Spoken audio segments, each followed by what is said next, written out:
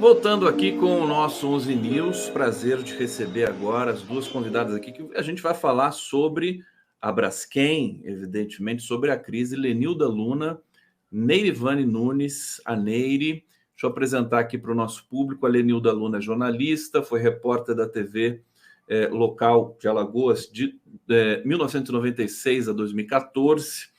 Atualmente é jornalista da assessoria de comunicação da Universidade Federal de Alagoas. Neirivane Nunes Ferreira de Souza, graduada em Ciências Biológicas, especialista em Biodiversidade e Manejo de Unidades de Conservação, mestre em Ensino de Ciências e Matemática pela UFAL, doutoranda do Programa de Pós-Graduação em Sociedade, Tecnologias, Políticas Públicas da Unima. Obrigado pela presença aqui no 11 News. Estou honrado com a presença de vocês. Vamos começar com a Lenilda, falando sobre a Braskem. Ontem foi aberta a CPI da Braskem em Brasília. Renan Calheiros, né, forçou essa abertura. O presidente vai ser o Omar Aziz, só que ela só vai começar os trabalhos em 2024. Qual a sua expectativa para essa CPI? Lenilda, querida, seja muito bem-vinda. Gustavo Conde, muito obrigada pelo convite. Obrigada também por me convidar ao lado da Neire, que é uma pessoa que eu tenho uma grande admiração, uma lutadora incrível, né? Com esse jeito dela, assim, doce, mas é uma guerreira que vocês não têm ideia. E eu tenho muita admiração por ela, por isso fico feliz de estar aqui acompanhada da Neirivane.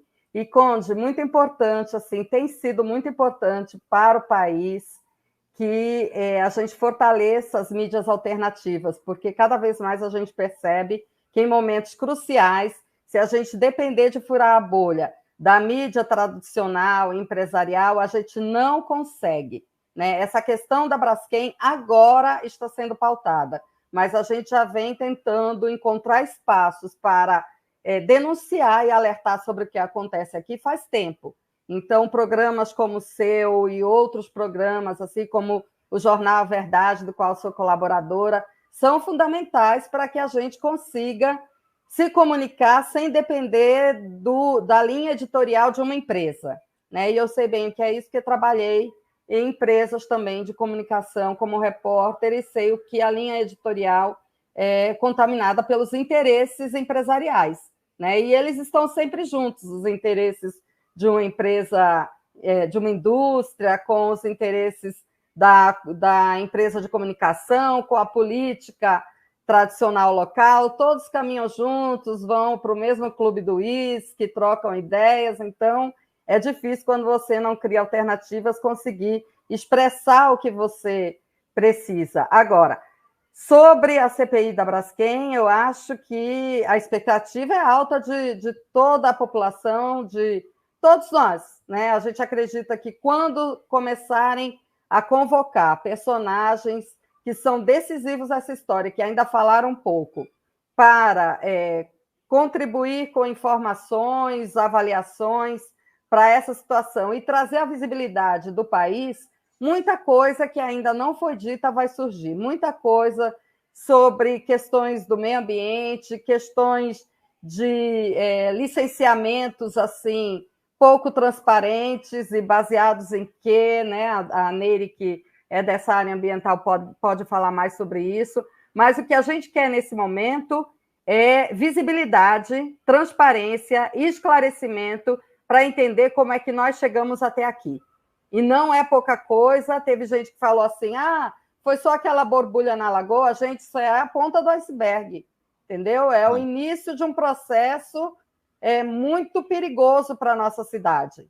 Não só para as áreas que foram desocupadas, mas para entender qual é a extensão em cadeia que pode sair, porque você imagina um poço, são poços enormes sendo preenchidos com água num terreno instável, Conde. Desde o início foi denunciado, essa empresa iniciou a mineração numa área de restinga e estuarina. Quer dizer, não é um terreno firme de rochas só, é um terreno arenoso, né? E a Neire, aí já estou entrando na área da Neire, que é bióloga dessa área ambiental.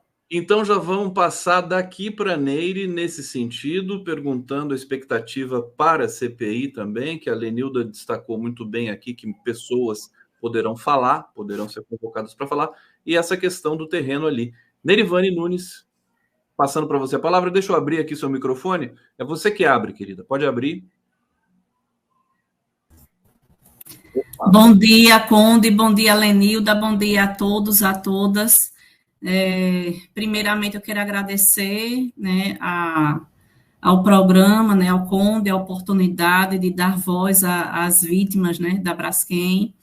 E, assim, tem algumas coisas que é importante a gente destacar em relação à CPI. Há muito tempo que a gente vem pedindo às vítimas, há muito tempo que a gente vem pedindo investigações em relação à Braskem. Então, isso ocorreu em relação à Câmara de Vereadores, pedimos um processo investigativo lá. Também foi solicitado à Assembleia Legislativa, né, aos deputados estaduais também, um processo de investigação, só que não aconteceu, né? E agora a CPI.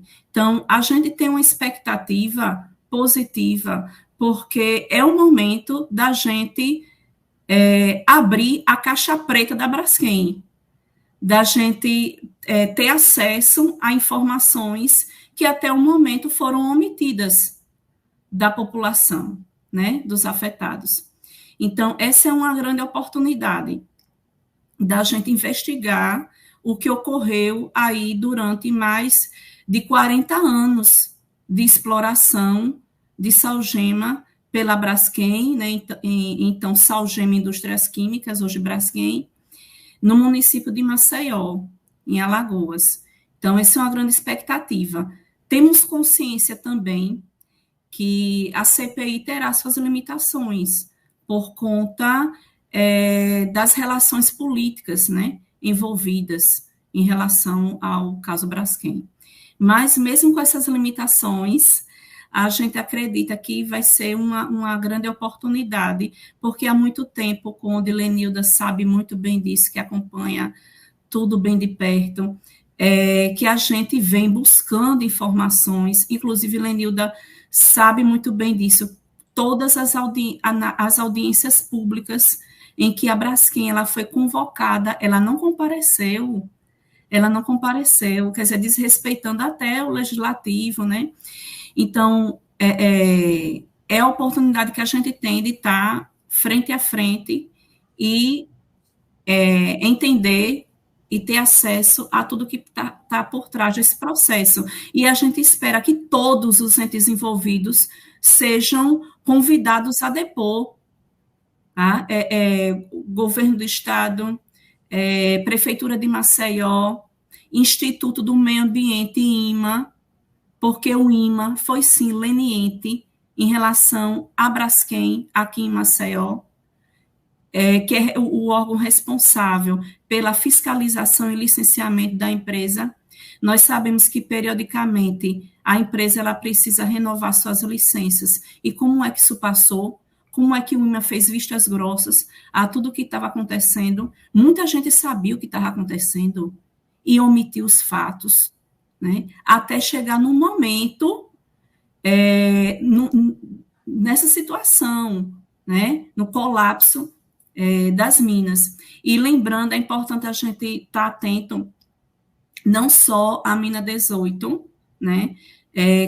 Tá aí está colapsando, né? Nós vimos já no domingo o início desse processo de colapso da mina. Então, a gente está acompanhando, mas não só ela. Em 2019, eu queria só lembrar, em 2019, houve um estudo muito bem elaborado pelo Instituto Alemão IFG, que é um trabalho de referência, né, que foi realizado em relação às minas, e foi constatado que as minas que estão na borda da laguna, nas margens da laguna e sob o leito da laguna, são aquelas que correm o maior risco de colapso. E no relatório já apontava, em 2019, já apontava a mina 18, a mina 19 e a mina 7 A mina 7 e a 19 são vizinhas a essa mina 18. Então, a gente precisa acompanhar e monitorar esse processo de colapso, porque a gente não sabe os desdobramentos que pode haver daí nesse processo, que é um processo dinâmico, que pode afetar essas minas que estão vizinhas a 18, né? E provocando um desastre, né? Ainda maior. E a nossa preocupação, eu queria chamar a atenção, nossa preocupação em relação às comunidades que ainda estão aí na borda do mapa de criticidade da Defesa Civil de Maceió. Os Flechais, Marquês de Abrantes, Vila Saém, a Defesa Civil e o Poder Público diz que a área foi totalmente evacuada, vocês escutam isso na mídia direto, a área crítica foi totalmente evacuada. Gente, o bairro do Mutange, sim, foi totalmente evacuado, mas as comunidades que estão próximas, que estão na área de influência, em estudo de impacto ambiental, a gente trabalha com área de influência direta e indireta. Essas comunidades que eu citei, elas estão na área de influência direta e indireta da mineradora, fazem parte do passivo ambiental da Braskem e precisam ter seus direitos reconhecidos à reparação integral, o que não está acontecendo. Então, a gente quer que na CPI todos os entes sejam presentes para depor, e, inclusive, Ministério Público Federal, Ministério Público Estadual, Defensoria Pública da União. Então, nós queremos que todos esses envolvidos sejam convocados. Nós precisamos dessa verdade e nós queremos que seja dado um basta. A CPI ela tem que ser um canal para dar um basta à impunidade que cerca a Braskem. São 5 anos, Conde, de impunidade. 5 anos de impunidade. Nenhum representante da Braskem foi preso diante disso tudo que aconteceu. Perfeitamente. Fica aqui, então, também a nossa sugestão para os futuros representantes da CPI de convidar pesquisadores, entidades, representantes públicos da prefeitura, do estado. Aliás, então, vamos para uma outra rodada aqui nesses comentários, Neire e Lenilda, começando por Lenilda. Tem um bastidor de Brasília em que o presidente Lula se reuniu com o Renan Calheiros, com o Arthur Lira. O Arthur Lira é aliado do prefeito de Maceió, Renan Calheiros é aliado do governador de Alagoas, mais a presença de outros integrantes do governo. Foi uma reunião tensa em que a disputa entre Renan Calheiros e Arthur Lira aflorou e o governo pediu para que eles deixassem essa disputa pessoal em segundo plano para atender os interesses da população. Pergunta que eu faço para vocês como é que essa história de disputa política, como essa história prejudicou a população de Maceió, notadamente aí na região que a gente está vendo as incidências da Braskem. Começando com Lenilda, por favor. Certo. Antes, eu vou só colocar aí nessa convocação, nessa lista de convocação, Conde, que a gente precisa ouvir a empresa. Tem engenheiros que trabalharam para a empresa.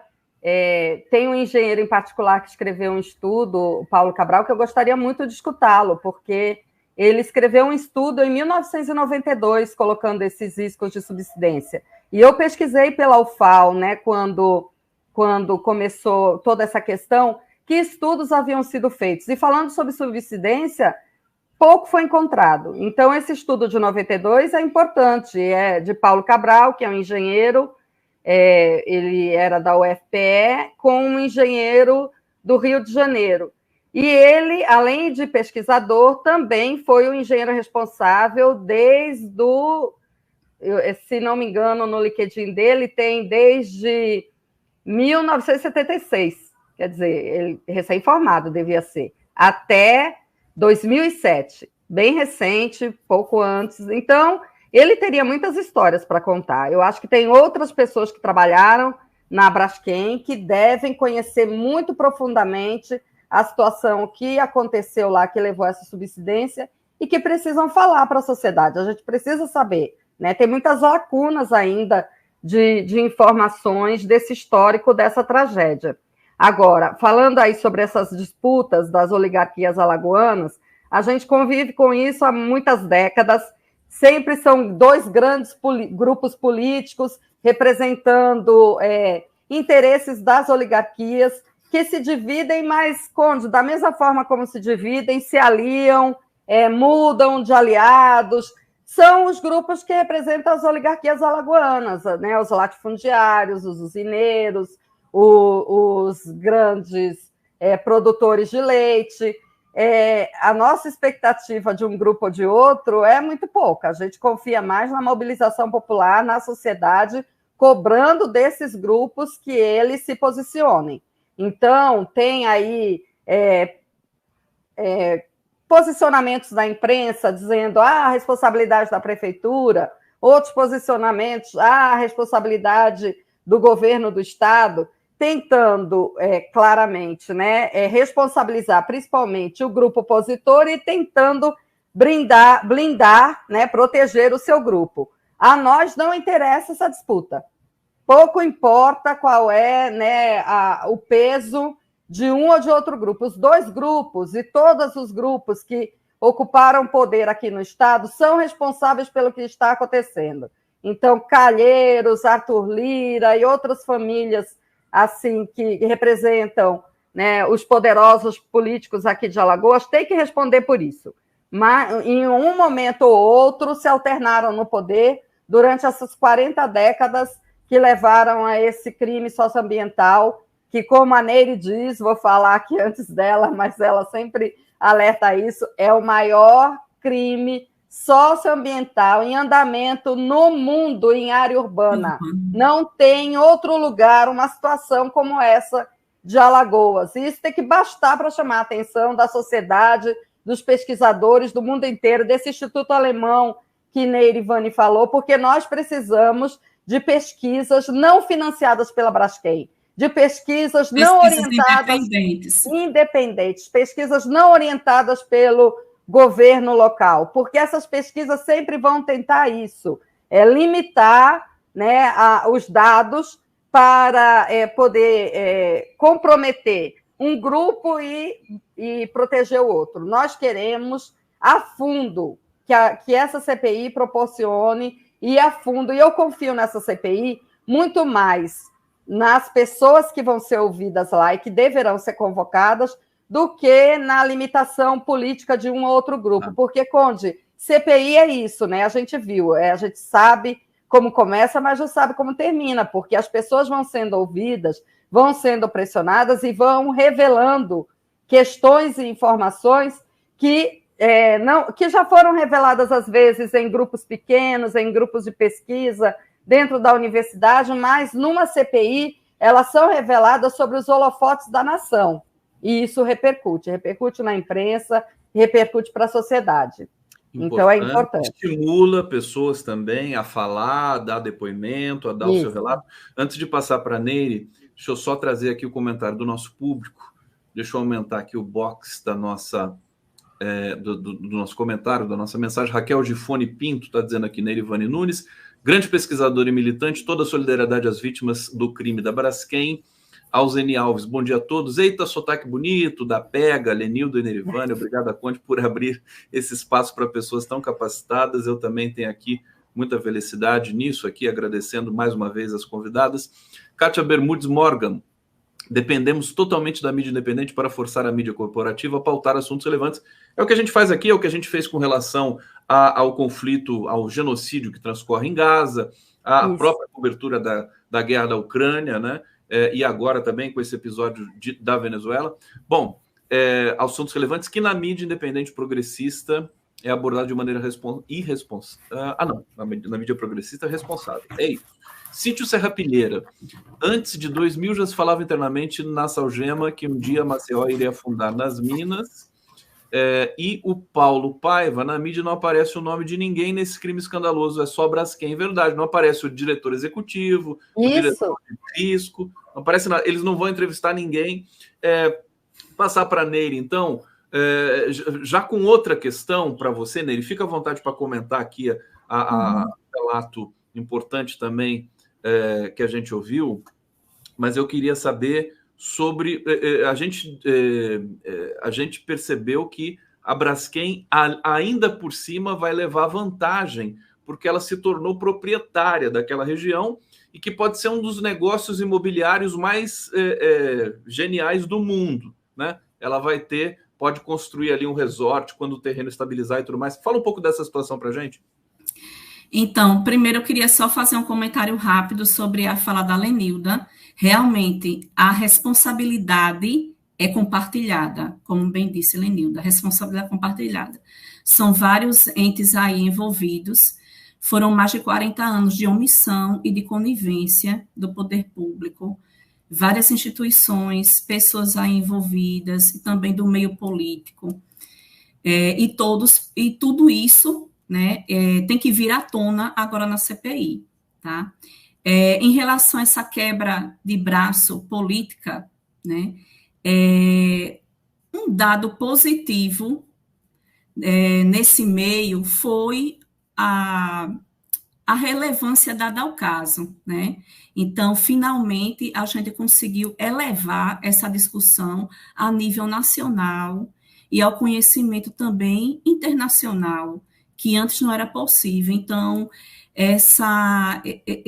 esse pano de fundo aí, essa quebra de braço, como eu falei, política, então, de uma forma, né, de um lado foi positivo em dar espaço aí à discussão, mas a gente precisa ter muito cuidado para que essa disputa política não seja a centralidade do que está acontecendo.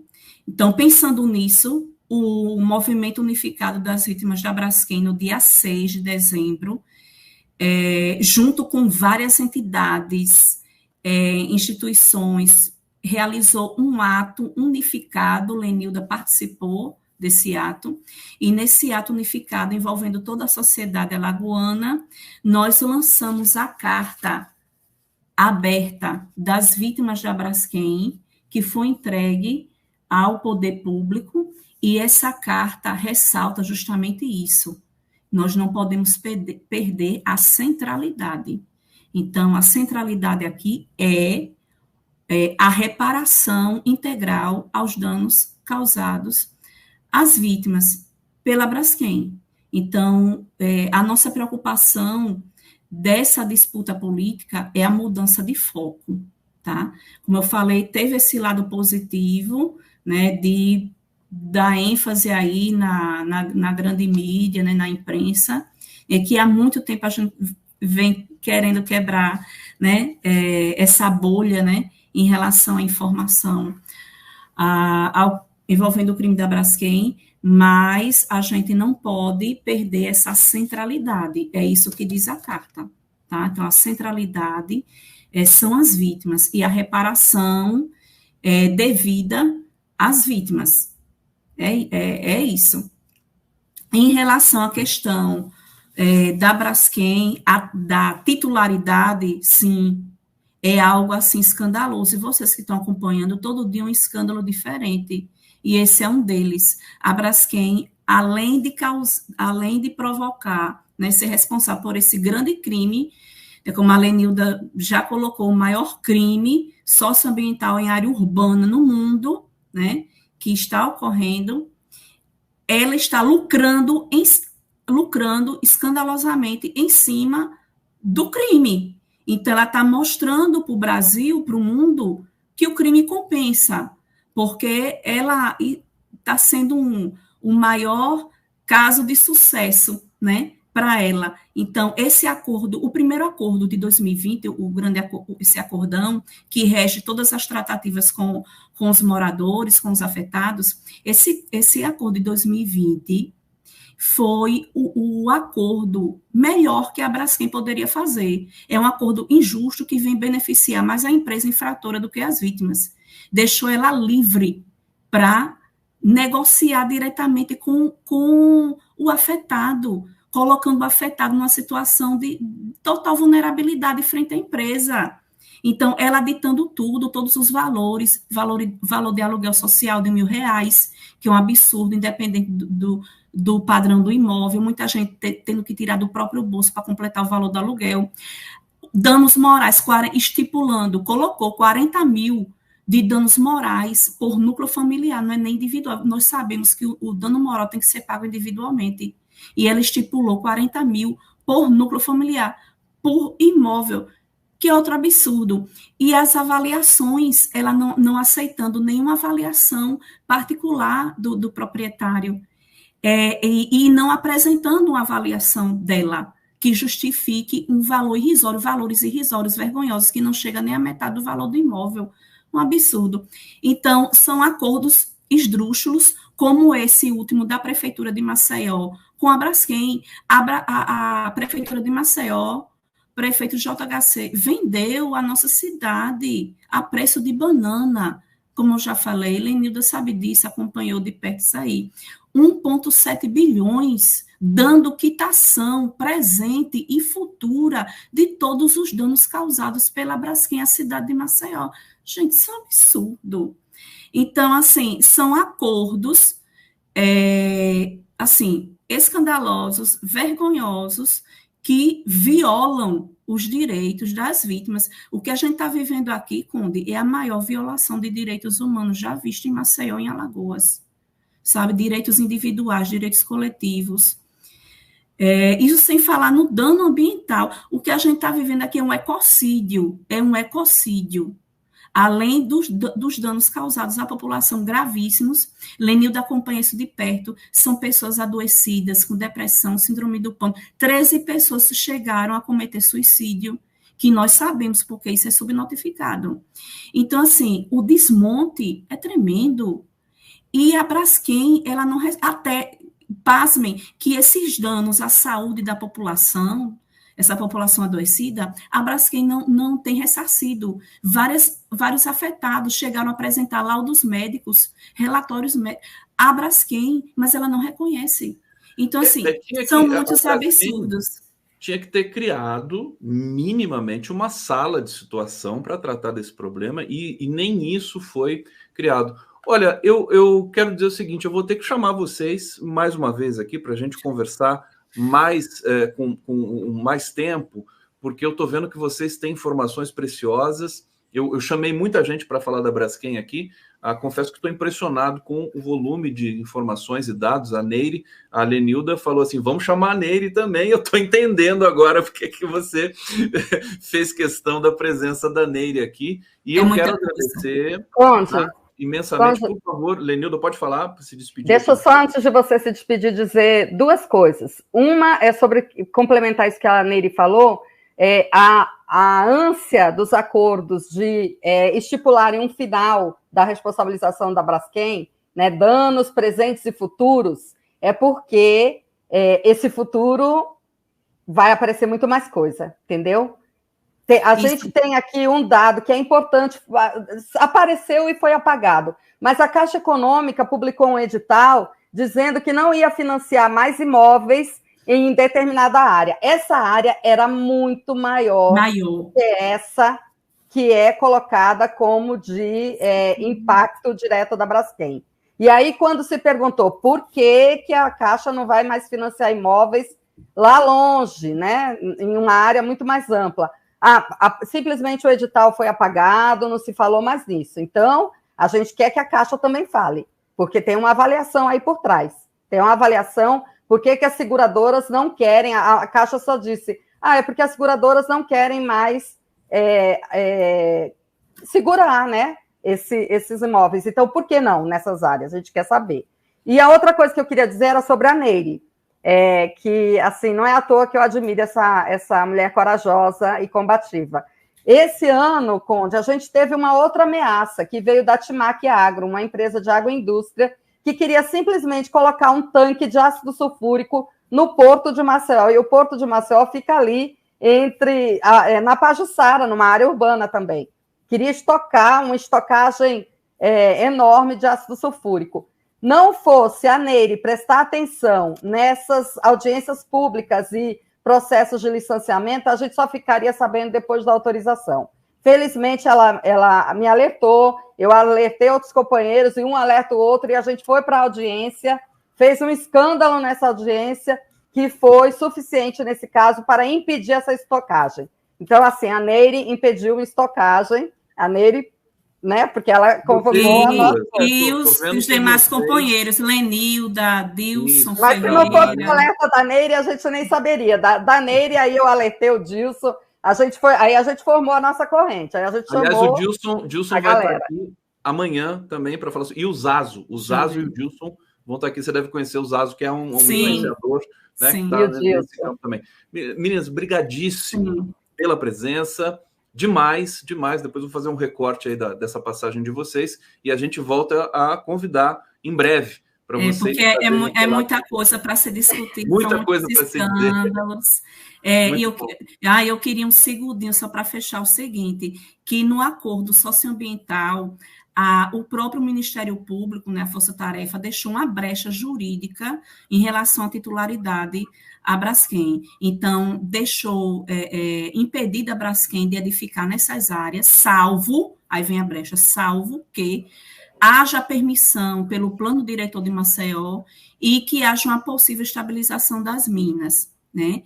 O plano diretor de Maceió é de 2005, ele está totalmente defasado. Então, ele era para ter sido revisado por 2 vezes já.